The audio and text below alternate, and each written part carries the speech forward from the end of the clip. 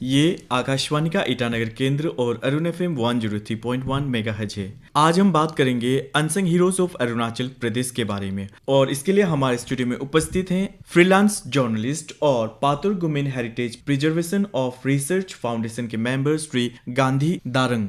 आपका हमारे स्टूडियो में हार्दिक स्वागत है। Thank you. जानना चाहते कि जब हम unsung heroes of Arunachal Pradesh की बात करते हैं तो किसे रेफर करते हैं? अनसंग हीरोज बोला जाए तो बहुत सारा अनसंग हीरोज हमारा अरुणाचल में है। उसमें अभी काफ़ी स्टेट गवर्नमेंट ने में भी मेहनत किया है और जो राजीव गांधी यूनिवर्सिटी का नेतृत्व में उसका रिसर्च एंड डॉक्यूमेंटेशन भी काफ़ी सारा फाइंडिंग्स आया है, तो उसमें बहुत सारा रिकमेंडेशंस आया है अनसंग हीरोज में। लगभग 180 अनसंग हीरोज का नाम आया है एज पर आरजीयू फाइंडिंग्स। तो उसमें जो है 15 जैसा वार हीरोज डिक्लेयर किया गया है, 64 martyrs and 100 and above freedom fighters. तो इसमें कैटेगराइज किया गया है राजीव गांधी यूनिवर्सिटी ने। डॉक्टर आसान Reddy head of the history department, उनका नेतृत्व में ये रिसर्च किया गया है। तो उन्होंने रिकमेंडेशंस भी भेजा स्टेट गवर्नमेंट को। तो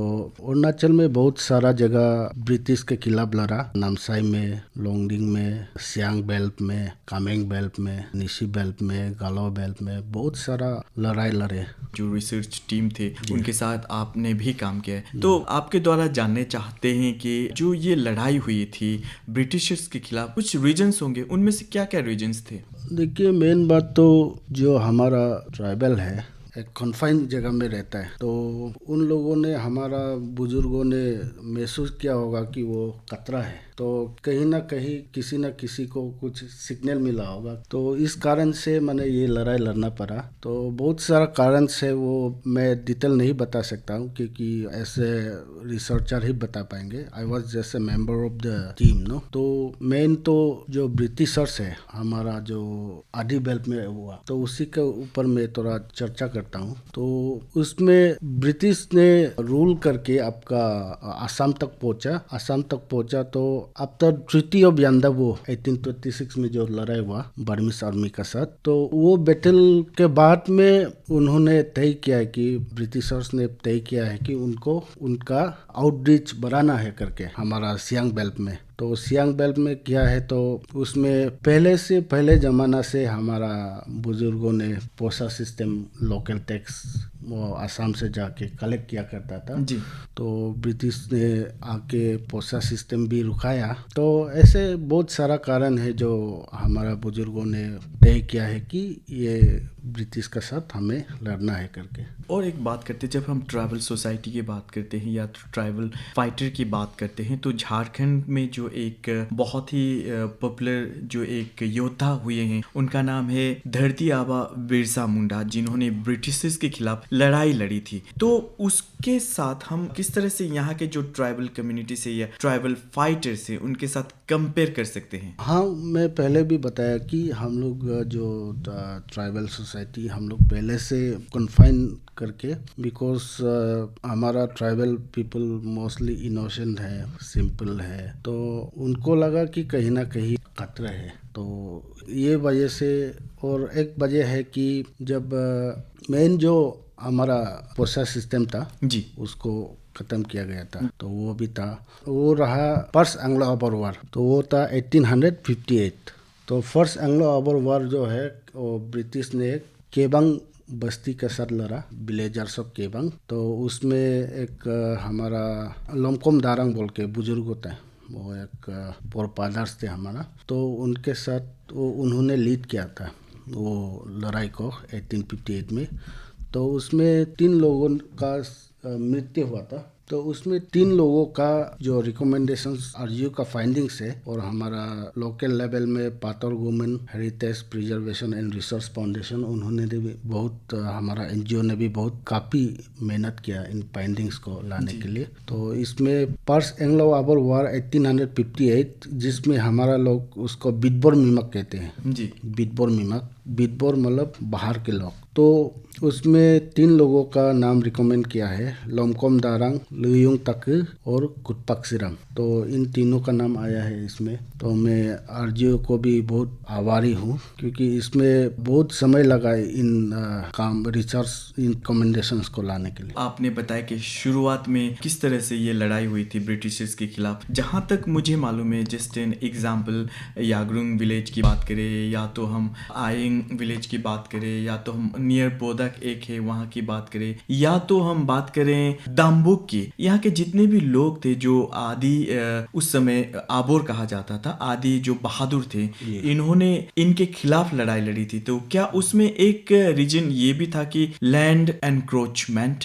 लैंड एनक्रोचमेंट तो नहीं हुआ है, लेकिन जितना भी लड़ाई लड़े सब एक्सपीडिशंस के खिलाफ थे। एक्सपीडिशन, हाँ, तो पर्स जो एंग्लो अबर वॉर वो भी एक्सपीडिशंस थे, उनको भी रुकाया गया था। और सेकेंड एंग्लो अबर वो भी बोंगाल मिमक कहते हैं जी, 1859 में, उसमें भी एक्सपीडिशंस था। उसमें ब्रिटिश वर्सेस केबांग, रोतुंग, रोमकांग, मोंकू, कल्लक जो फुट हिल्स में है जी, बस गाँव, उन लोगों के साथ लड़ाई लड़े। तो उसमें भी 4 नाम आए, बासिंग मोयोंग, जोरिन परमे, सेल्तुम योमसा, लोंगबुम दारांग। तो ये सब लड़ाई, जितना भी लड़ाई लड़े सब एक्सपीडिशंस के खिलाफ थे। तो मैं पहले भी कहा था कि ऐसा लगा कि कहीं ना कहीं एनक्रोच होने जा। तो थर्ड एंग्लो अबर वॉर भी आपका निजम मिमाक, बोंगाल मिमाक भी कहते हैं उसको, दम्बुक, सिलुक, उसमें मेबो, आयंग, सिली, पादू, आदिवासी, दामरो, जी, जी। ये बस्ती के साथ लड़ा। तो अभी आपने बहुत सारे बस्ती के नाम लिया, बहुत सारे विलेजेस का नाम लिया, तो कहीं ना कहीं उनको ऐसा भी लग रहा था कि उनके जो आपने एक्सपीडिशन की बात कही तो कहते कि उनके जो सेल्फ गवर्नेंस है या तो कहते कि उनके जो फ्रीडम है उन पे कुछ खतरा आने का चांसेस है। हाँ, वो तो बिल्कुल चांसेस तो थे जैसे भी है, जी, जी, क्योंकि हमारा तो पहले से विलेज काउंसिल बहुत स्ट्रांग है, बहुत सालों से, बहुत जनरेशन से हमारा विलेज काउंसिल सिस्टम्स होता है, केबांग सिस्टम्स होता है। तो उसमें विलेज हेड होता है। तो ये देखते हुए कि हमारा विलेज सिस्टम को इफेक्ट ना हो, तो इस खतरा को सब को करके ही, लेते हुए ही ये लड़ाई लड़े। आपको क्या लगता है कि इन्हें जो रिकग्निशन मिला या इनके बारे में आज हम पढ़ रहे हैं, जान रहे हैं, लेकिन बहुत टाइम लगा इनके बारे में जानने में, सुनने में या पढ़ने में, क्या कारण हो सकते हैं कि इतनी देर लगे हमें इनके बारे में जानने के लिए? सही क्वेश्चन है। दो लेट मैं स्टेट गवर्नमेंट को भी बहुत आभारी हूँ कि हमारे डिप्टी चीफ मिनिस्टर चौनामेन जी के नेतृत्व में ये उन्होंने ये काम किया और आरजीयू को सौंपा गया है, क्योंकि ये हमारा जो एनजीओ है, पातर women heritage preservation and research foundation, ये तो 20-25 साल से हमारा लोकली रिसर्च कर रहे थे हम। तो हमने 2011 में भी उसमें सेंटेनरी मनाया हमारा केबांग बस्ती में। तो उसमें भी काफ़ी हम लोगों ने चर्चा किया, क्योंकि हर चीज़ तो, हर कामयाबी एक बार में नहीं आता, क्योंकि वो तो धीरे धीरे ही होता है। तो इतना साल लगा, फिर भी अभी जितना रिकमेंडेशंस आया है वो ठीक ही लग रहा है हमको, क्योंकि बहुत सारा जगह से रिकमेंडेशंस आया है। आपका एंग्लो अबर वार, एंग्लो कम्टी वार और नीनू मैसेक्योर, एंग्लो आका वार, बहुत जगह से रिकमेंडेशंस आए। तो अभी आपने और एक इन्फॉर्मेशन दिया कि किस तरह से नीनू मैसेकर हुआ, एंग्लो आबोर वार हुआ या तो एंग्लो ताइखामती वार हुआ। अभी आपने कहा कि 2011 में आपने सेंटिनरी मनाया। जब हम 2011 की बात करते हैं तो मार्च 1911 में मातमुर जामे ने नील विलियमसन की हत्या की थी। इस बारे में थोड़ी सी जानकारी चाहते हैं। हाँ, वो था आपका फोर्थ एंड लास्ट एंग्लो अबर वार। तो उसको हम लोग कहते हैं पोजोमीमा। तो उसमें क्या हुआ था कि उसमें 2 सेक्शंस है। नोएल विलियमसन और जब आए थे अपना सेपोइस लेके, तो उसमें कोमसिंग और पंगी बस्ती में हमारा वॉरियर्स ने, आदि वॉरियर्स ने बहुत डिपेंड किया है। तो उसमें मदमुर जामो, लुंड्रुंग तमुक, लोतियांग तालो, नामू नोनांग, बहुत सारे लोग थे जो मदमुर जामो का जो मैसेक्योर है कोमसिंग बस्ती में, जी, तो उसमें बहुत सारे कंट्रीब्यूट किया। और डॉक्टर ग्रेगरसन को आपका पंगी बस्ती में और बापोक जेरांग, लोमनो दारांग उसमें एसिसिनेट कर दिया। तो उसके बाद after killing of Noel Williamson was the AP of Assistant Political Officer of Sadia। उसके बाद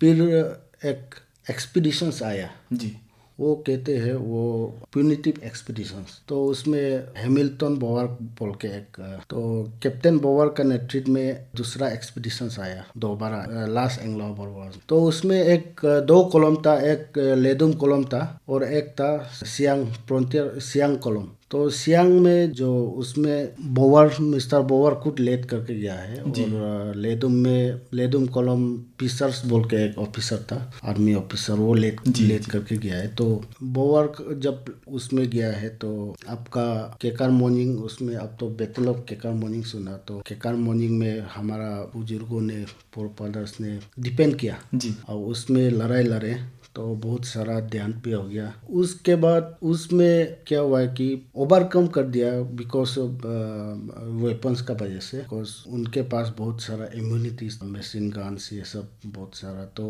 हमारा लोग तो गुरिल्ला वॉरियर्स थे, तो हमारा वॉरियर्स तो सिर्फ बो एंड एरोस यूज करते थे और दाव शॉट यूज करते थे।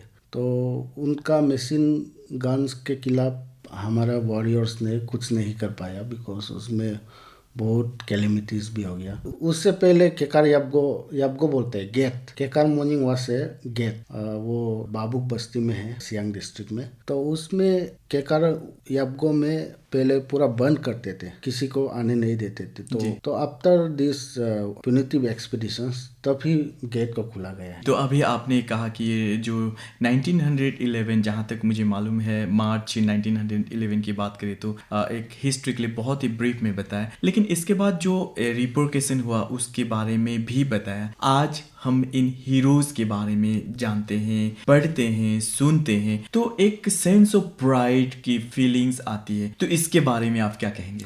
मैं तो सीरियसली कहते हैं कि मैं उसी गांव के हूँ जो पहले ज़माना में डिपेंड किया करता था जी हमारा आदिस को, क्योंकि केबांग गांव जो है एपी सेंटर था वो हमारा वॉरियर्स। तो जितना जो एंग्लो अबर्स जो है, स्पेशली फर्स्ट एंग्लो अबर वॉर और फोर्थ एंग्लो अबर वॉर्स, तो वो केबांग बस्ती ने ही लीड किया था। तो आज भी हम गर्व महसूस करते हैं कि मैं उस जगह से बिलोंग करता हूँ, और मैं गवर्नमेंट से भी आभारी हूँ कि इतना सारे रिकॉग्नाइज किया है कि जो अनसंग हीरोज थे उन लोगों को लाइमलाइट में लाया, और बहुत सारे लोगों को फेलिसिटेशंस भी दिया। अभी तो कोई नहीं बचा, फिर भी जो उनका ऑफस्प्रिंग है वो सबको दोबारा से फेलिसिटेट किया है उन लोगों को। तो इसके लिए मैं गवर्नमेंट को बहुत आभारी हूँ। अभी आपने कहा कि हाँ, हम प्राउड फील करते हैं, जो डिसिडेंट्स के हैं वो डिग्निफाइड फील करते हैं। तो इन बहादुरों ने जिन्होंने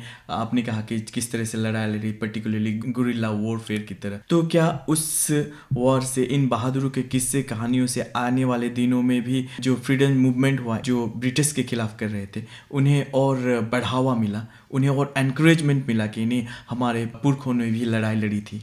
हमारा जो सेपोई मिटिनी थे, जो हम रिवोल्ट ऑफ 1857 कहते हैं, तो समय से और हमारा जो लड़ाई लड़े, जितना लड़ाई लड़े, तो ऐसा देखा गया कि ब्रिटिश के साथ हम लोगों ने और अरुणाचल वालों ने पहले लड़ाई लड़े। क्योंकि अब देखिए ताई कामती ब्रिटिश वार वो 1839 से 1843 तक लड़ा, क्योंकि वो सिपोई म्यूटिनी के पहले थे। और आपका सिंगपो ब्रिटिश वार थे जो 1844 में हुआ, वांगसो ब्रिटिश वार 1875, एंग्लो आका वार 1835, और एंग्लो मिसमी वार भी हुए। और हमारा जो पर्स एंग्लो अबर वार, वो तो आपका बिटबोर मिमक कहते हैं, वो तो 1858 में लड़े, वो जो सेपोई म्यूटिनी के आस। तो कहीं ना कहीं ऐसा लगा कि ब्रिटिश का अगेंस्ट में जो मैनलैंड में जो लड़े, हम लोगों से थोड़ा बहुत मिलता है। इतना तो मैं नहीं कहता हूँ कि एक साथ हुआ है, लेकिन थोड़ा कुछ तो मिलता है। तो वह चूक कहाँ पर हुई कि बहुत सालों बाद इन्हें रिकग्निशन मिल रहा है?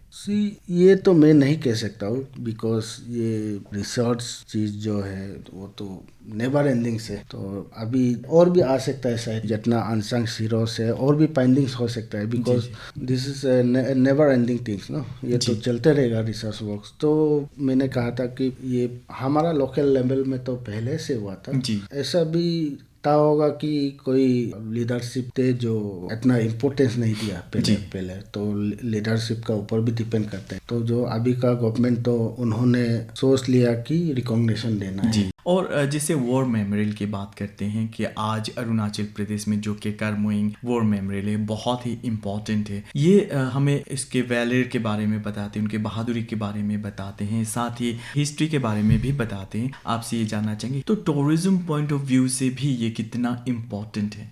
ये अच्छा सवाल है, क्योंकि टूरिज्म पॉइंट ऑफ व्यू से ये बिकॉज मैंने बहुत सारा वार मेमोरियल्स देखा, नागालैंड का, कोहिमा का भी देखा, और आपका वार सिमेट्री आपका उसमें जयरामपुर में भी है वर्ल्ड वार 2 का। तो ये सब अगर सही तरह से बनाएगा तो बहुत इम्पोर्टेंट है टूरिज्म व्यू पॉइंट से, क्योंकि लोग आएंगे देखेंगे और एक ये डॉक्यूमेंटेशन भी रह जाता है, एक हिस्टोरिकली मतलब वो भी बन जाता है कि क्योंकि लोग जानेगा कि ये लड़ाई हुआ और इन आदमी लोगों ने शहीद हुआ, इन लोगों ने लड़ाई लड़े। तो अगर वार मेमोरियल हर जगह जहाँ जहाँ लड़ाई लड़े तो उसमें अगर कंस्ट्रक्ट करने से ये बहुत अच्छा बात है कि वो फ्यूचर जनरेशन के लिए भी वो बहुत अच्छा बात है। जी, फिर बात करते हैं इन वॉर मेमोरियल्स की। जैसे अभी सियांग की बात करें या अपर सियांग की बात करें या तो ईस्ट सियांग की बात करें या लोअर दिबांग वैली की बात करें, इस तरह से बहुत सारे वॉर मेमोरियल्स बनाए गए हैं कुछ कुछ डिस्ट्रिक्ट्स में, जो बदलाता है कि अनसंग हीरोज ने अंग्रेजों के खिलाफ किस तरह से लड़ाई लड़ी थी।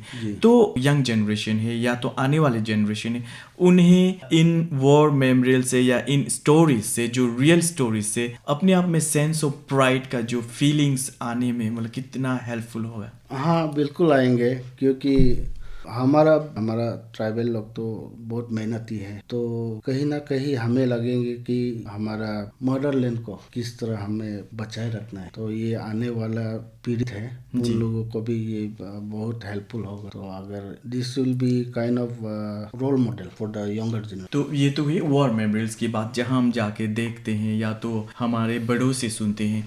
इन्हीं स्टोरीज को, इन्हीं डॉक्यूमेंटेशन को, इन्हीं रिपोर्ट्स को अगर हम स्कूल्स हुआ, कॉलेजेस हुआ, यूनिवर्सिटीज हुआ, सिलेबस में पढ़ाएं तो इसका इम्पैक्ट किस तरह का हो सकता है? बिल्कुल आपने सही कहा, क्योंकि जितना फाइंडिंग्स है, जितना रिकमेंडेशंस है, बहुत सारे लोग अभी तक जो स्कूल स्पेशली कॉलेज में तो है, कुछ कुछ चैप्टर नोटिस हिस्ट्री बोल के है, उसमें तो है, लेकिन अगर स्कूल लेवल से इसको बुक्स का जो लेसन है ना, वो सब में अगर पार्ट ऑफ द सिलेबस किया जाएगा तो और बढ़ावा होगा और ज्ञान मिलेगा फ्यूचर जनरेशन को। और कॉलेज में भी होना चाहिए, इसका ऊपर ये होना चाहिए, सिलेबस होना चाहिए। तो इस प्रकार से हमारा यंगर जनरेशन को ये बढ़ावा देगा नॉलेज के तौर पे। शुरुआत में हमने बात की थी अनसंग हीरोज की। अब पर्सनली जब आपको पूछा जाए कि हम अनसंग हीरोज ऑफ अरुणाचल प्रदेश, तो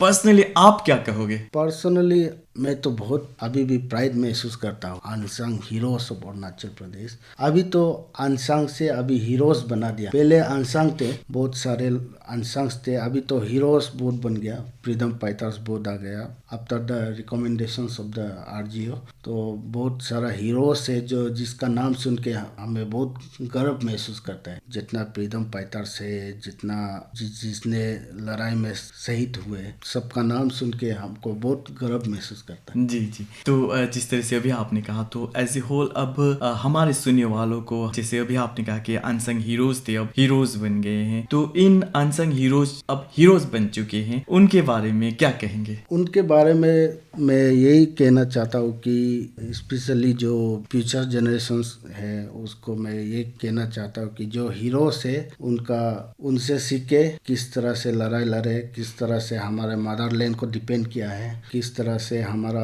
पूरा एरिया को बचाया है ब्रिटिश राज्यों से। तो उनसे हमें सीखना चाहिए। आप हमारे स्टूडियो आए और अनसंग हीरोज के बारे में इतनी सारी ज्ञानवर्धक जानकारियां दी, इसके लिए आपका बहुत बहुत धन्यवाद।